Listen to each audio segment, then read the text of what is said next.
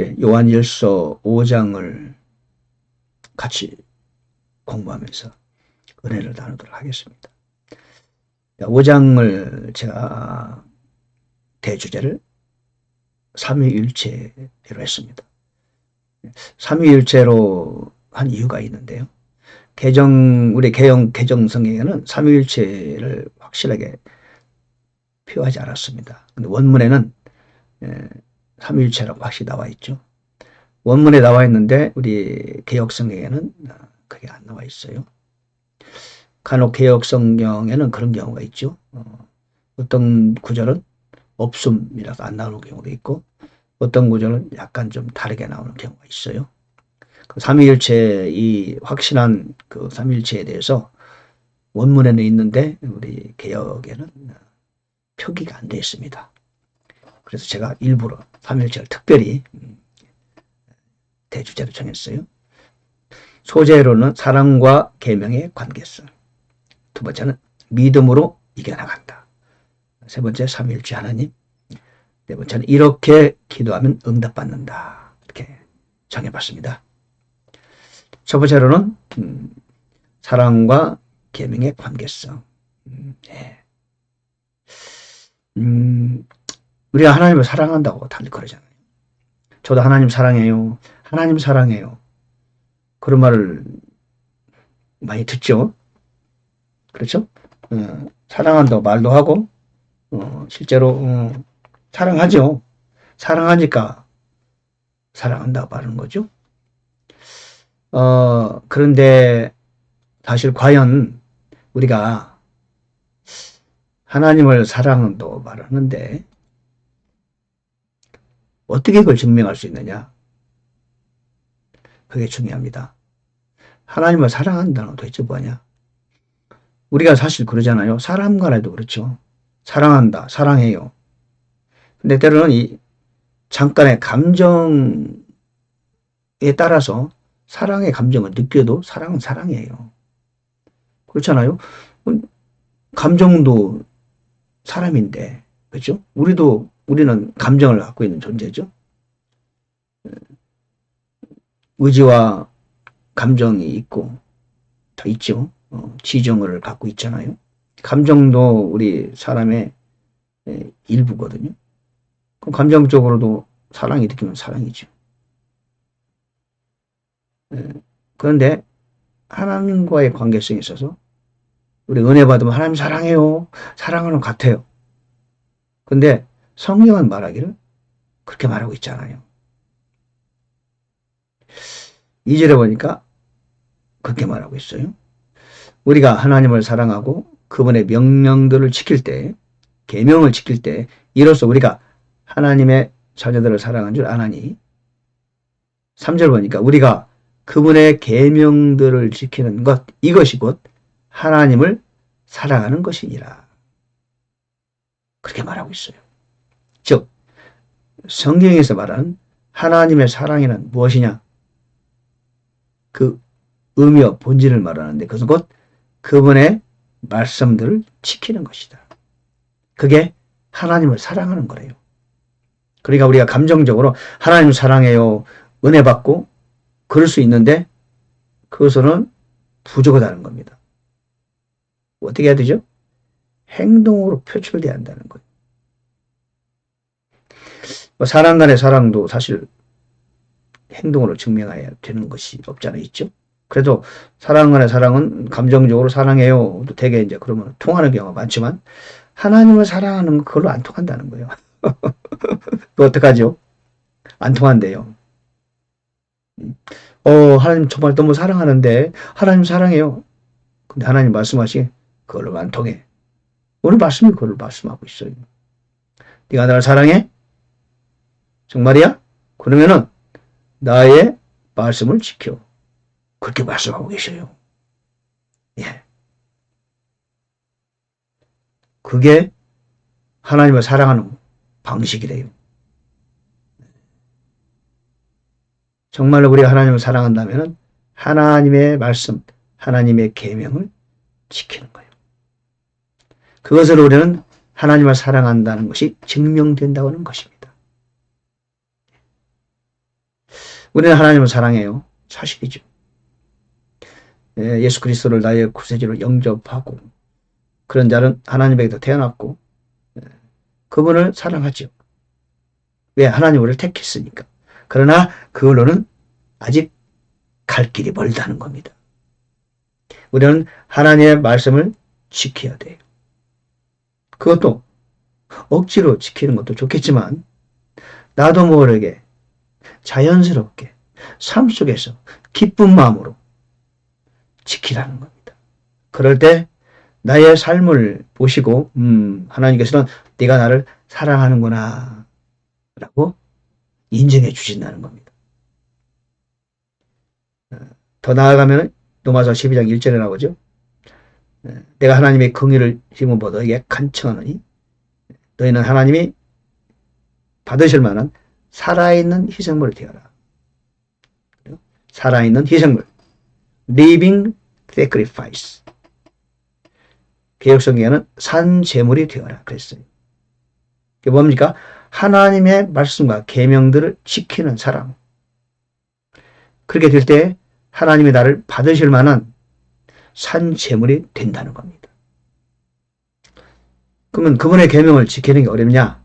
그렇지 않대요. 3절 끝에 보니까 그분의 계명들은 무겁지 아니하니라. 충분히 우리가 지켜낼 수 있는 것이다. 따를 수 있는 것이다. 그래서 우리가 하나님을 사랑한다는 증거를 보여주기 위해서는 그분의 말씀들을 우리 삶 속에서 지켜내는 것이다. 그래서 로마서 12장 2절에는 선하시고 받으실 만하며 완전한 뜻이 무엇인지 입증하라. 그럽니다. 프로브, 입증하라. 나의 삶을 통해서 입증하라는 겁니다. 예. 그분의 말씀을 지키는 것이 하나님을 사랑하는 거래요. 주여 우리에게 주제의 말씀을 기쁜 마음으로 지켜낼 수 있는 그런 지혜와 능력을 주옵소서. 사탄이 우리를 못 지키게 또 방해할 거 아닙니까? 사탄과 싸워 이기도록 도와주세요. 그렇게 기도해야 되겠어요. 사랑과 계명의 관계성입니다. 두 번째, 믿음으로 이겨나간다. 무엇이든 하나님에게서 난 것은 세상을 이기느니라. 세상을 이기는 승리의 비결은 이것이 곧 우리의 믿음이니라. 예수님께서 하나님의 아들이심을 믿는 자가 아니면 누가 세상을 이기는 자냐? 세상을 이기는 자. 세상이 뭔데요? 사탄이잖아요. 사탄이 우리를 얼마나 유혹합니까? 육신의 정욕과 안목의 정욕과 이 세상의 자랑을 따라 우리를 계속적으로 유혹하는 겁니다. 그 유혹하는 세상을 이기는 방법은 믿음밖에 없다는 겁니다. 믿음이란 도대체 뭡니까? 믿음이란 뭐예요? 예, 믿음이란 예수 그리스도를 나의 구세주로 영접한 순간 우리는 신분의 변화가 있어요. 새로운 신분이요. 하늘에 속한 신분이요. 그 신분을 가졌기 때문에 세상을 이길 수 있어요. 우리의 미래는 세상의 미래와 달라요. 세상이 보장하는 미래가 있습니까? 돈 벌고 잘 살면 좋을 것이다? No. 그건 우리를 속이는 거예요. 우리의 미래는 결정됐어요. 왜? 하늘에 속했고 하늘로 가요. 하늘에 우리 미래가 있어요. 세상 사람과 미래가 달라요. 그렇죠? 소속이 달라요. 우리는 그리스도에게 소속된 사람들이요. 세상 사람들은 세상에 소속됐어요. 그런 믿음이죠. 이게 믿음으로 가능한 거죠. 믿음 없이는 소속을 분명히 할 수 없어요. 삶의 방식도 달라요. 우리는 주님을 의지하면서 성령의 인도를 따라서 그분과 함께 걸어가요. 어떤 일을 하든지 그분의 도움을 받아요. 그분의 의지해요. 그분과 계속 이야기해요. 그분은 우리의 카운슬러예요. 우리 앞날을 인도하는 분이에요. 그러나 세상 사람들은 전혀 알 수 없어요. 삶의 방식이 달라요. 왜? 그것도 믿음으로 가능한 거예요. 본질이 달라요. 정체성이 달라요. 그게 믿음으로 가능한 겁니다. 세상 사람들은 상상할 수 없죠. 저는 그렇습니다. 우리의 자녀들이 요즘에 교회에서 그걸 잘 못하는데 교회의 자녀들 어릴 때부터 그 신앙적 가치관을 가르쳐야 돼요. 하나님과 함께 사는 방법, 예수 그리스도를 믿는 방법, 매일매일 우리는 어떻게 살아야 되는가, 공부를 왜 하는가, 공부를 하는 방식은 어떤 것인가? 성령님을 의지하는 방법, 구체적인 방법. 하나님이 우리 자녀들 각자를 왜 이 땅에 보내셨는가? 어릴 때부터 사명을 찾는 거예요. 그렇죠? 그거를 좀 교회에서 잘 인도하면 좋겠어요. 교회에서는 그냥 예수만 믿게 하고 찬양만 하고 이게 종행이 아니고 자녀들, 아이들의 이 인생관, 가치관을 어릴 때부터 심어줘야 돼요. 신앙적 교육, 성경적 교육을 자녀들에게 심어줘야 된다. 나중에 크고 나면은 어려워요. 왜? 이미 세상적 가치관에 물들어 버리면은 고치기가 힘들어요. 어릴 때부터 성경적인 가치관, 기독교 교육, 그걸 철저히 할 필요가 있는 것 같아요. 숙제를 하든 학교를 가든 진학을 하든 모든 방법론이 성령과 함께하는 그걸 가르쳐 주는 겁니다. 교회에서 그런 부분에 좀 소홀히 하는 것 같아요. 예. 믿음으로 이겨나가는 겁니다. 그것이 바로 믿음입니다. 그 믿음으로 세상을 이기는 거 어렵지 않죠.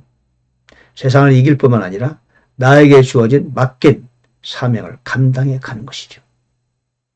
예, 믿음으로 이겨나간다. 세 번째, 삼위일체 하나님. 7절에 보니까요. 하늘에 증언하는 이 세 분이 계시니 곧 아버지와 말씀과 성령님이시라. 이 세 분이 하나이시니라. 근데 이 말씀이 개역성경에는 없습니다. 없어요. 분명히 원문에는 아버지와 말씀과 성령이시다. 이 세 분이 또한 하나이시다. 그렇게 확실히 말씀하고 있는데 개역성경에는 그 말씀이 없습니다. 그 부분이 좀 아쉽습니다. 개역성경에는 그런 부분이 확실하게 기록되어 있지 않아요. 땅에도 증언하는 셋이 있다. 영과 물과 피라. 또 이 셋은 하나로 일치하느니라. 그랬거든요. 영과 물과 피라. 증언하는 셋이 있다. 영은 성령이시죠. 그렇죠? 네. 물이란 건 뭡니까? 어떤 사람은 침례다 그러는데 증언하는 셋이 있다. 예. 만일 우리가 사람들의 증언을 받을진데 하나님의 증언은 더 크도다. 그렇게 말씀했어요.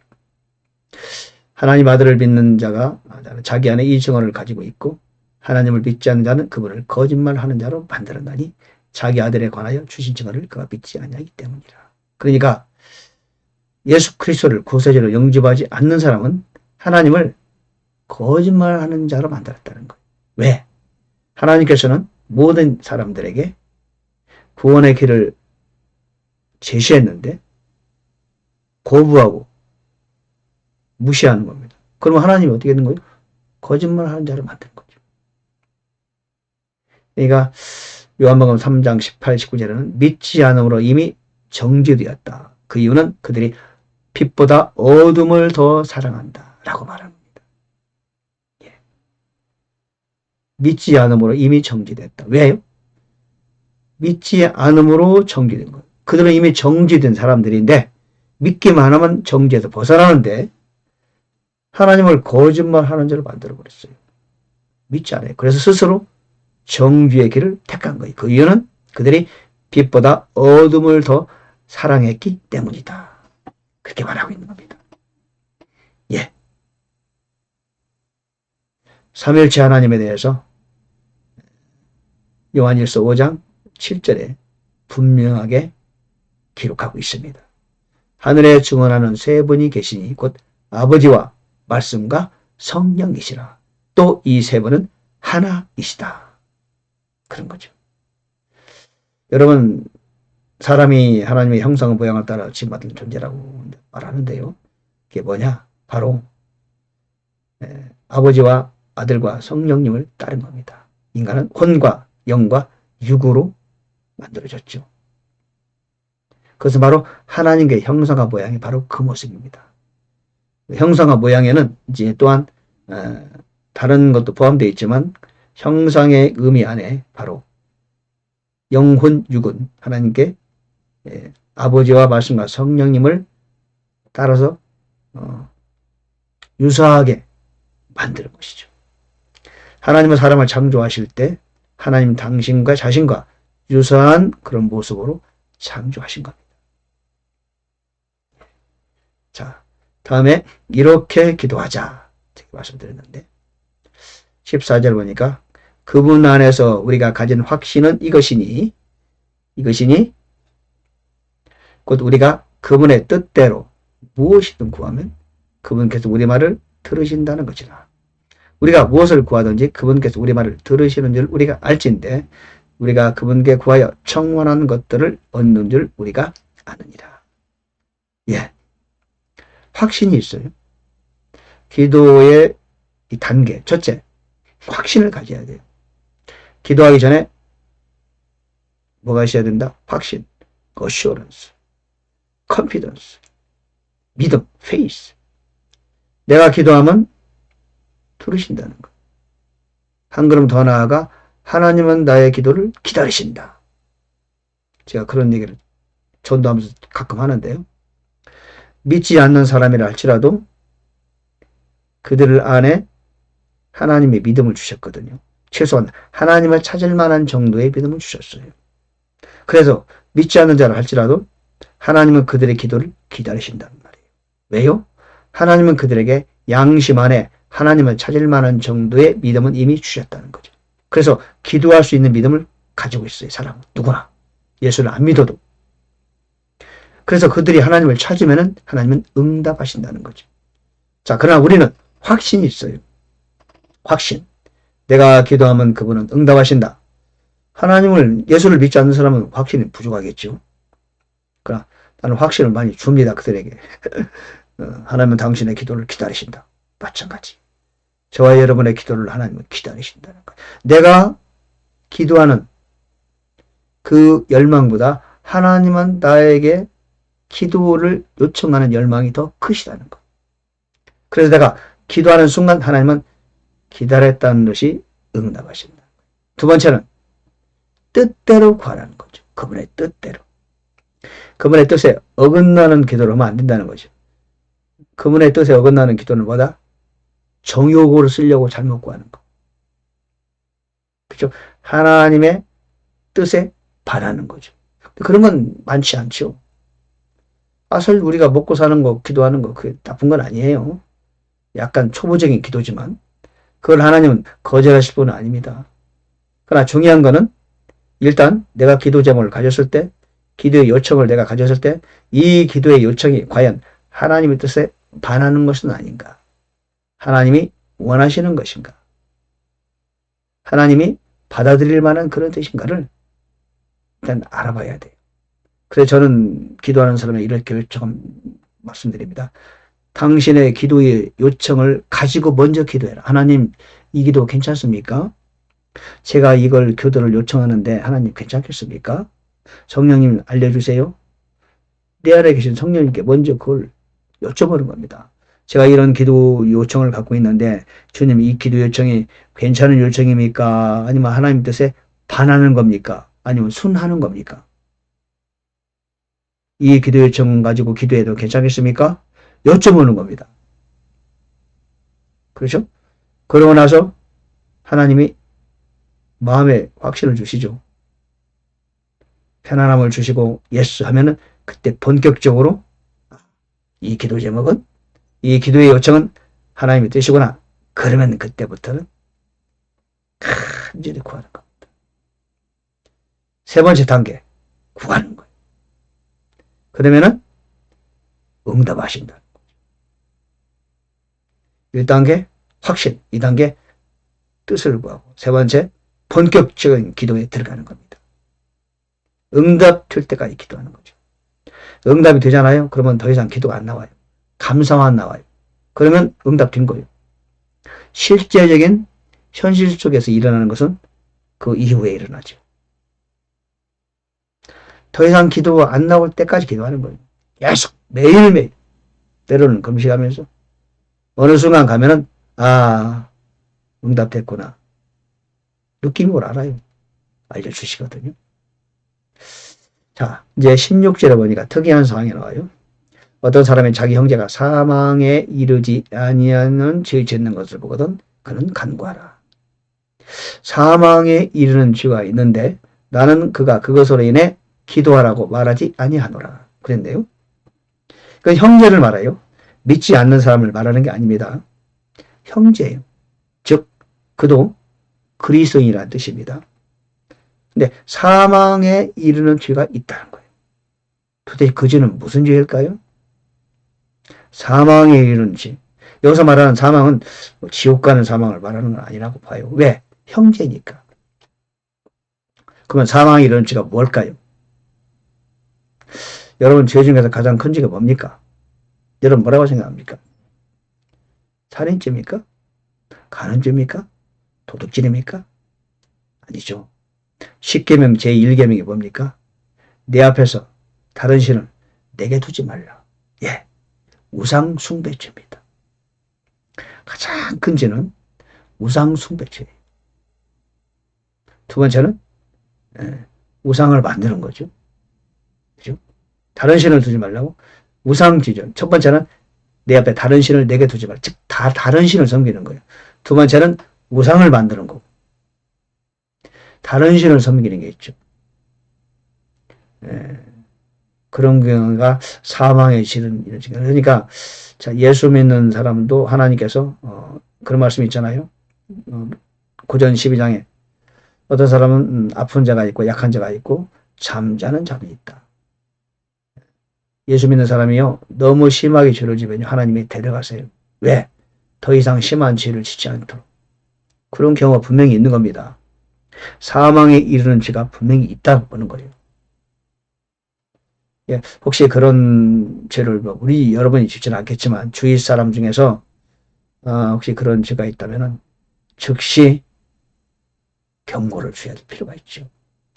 경고하고 책망하고 권고하고 그래야 되지 않겠어요? 예. 사망에 이르는 죄가 있다. 그게 어떤 죄냐?